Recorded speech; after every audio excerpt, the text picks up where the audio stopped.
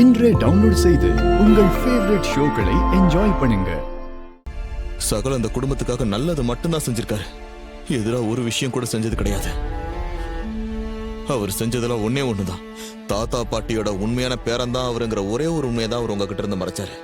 ஆனா அதை நினைச்சு நினைச்சு எத்தனை நாள் வருத்தப்பட்டிருப்பாருன்னு எனக்கு மட்டும்தான் தெரியாத.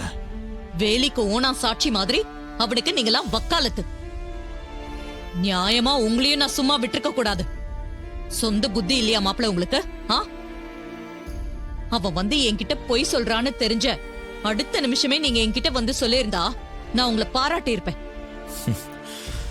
உண்மைதாத்த, நீங்க என்ன பாராட்டி இருப்பீங்க, நானும் வந்து உங்ககிட்ட சொல்லியிருப்பேன். ஆனா எப்ப தெரியுங்களா, இந்த குடும்பத்தை கெடுக்க எவனாவது இந்த குடும்பத்துக்குள்ள வந்திருந்தானா நானே வந்து உங்ககிட்ட உண்மையை சொல்லியிருப்பேன்.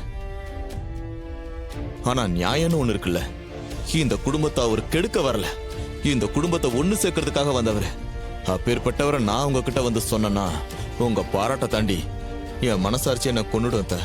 அடேங்கப்பா, அப்புறம் அத்த நீங்க 1000 தான் சொன்னாலும் அந்த சகல ரேவதிக்கு ஒரு நல்ல புருஷனாவும் உங்களுக்கு ஒரு நல்ல மருமகனாவும் இந்த குடும்பத்தை ஒண்ணு சேர்க்கணும், இந்த குடும்பத்துக்காக உழைக்கிற ஒரு நல்ல மனுஷனா மட்டும்தான் இந்த வீட்டுல இருந்திருக்காரு.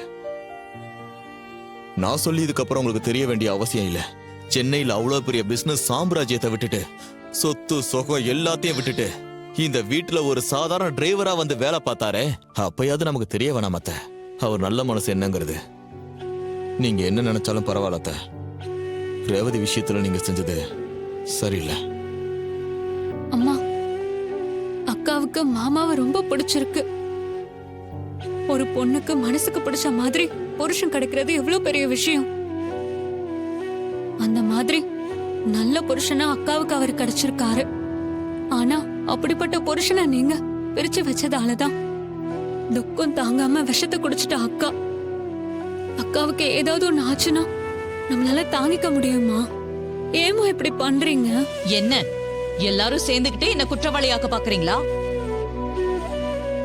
அந்த கிழவியோட குடும்பத்தை எனக்கு அடியோட பிடிக்காதுன்னு தெரிஞ்சும் பொய் சொல்லி என்கிட்ட வேலைக்கு சேர்ந்தது தப்பு இல்லையா?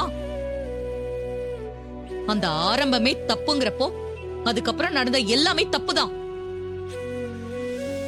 அவ ஏதோ 2 குடும்பத்தையும் சேர்த்து வைக்க வந்த தியாகி மாதிரி எல்லாரும் பேசிக்கிட்டு இருக்கீங்க.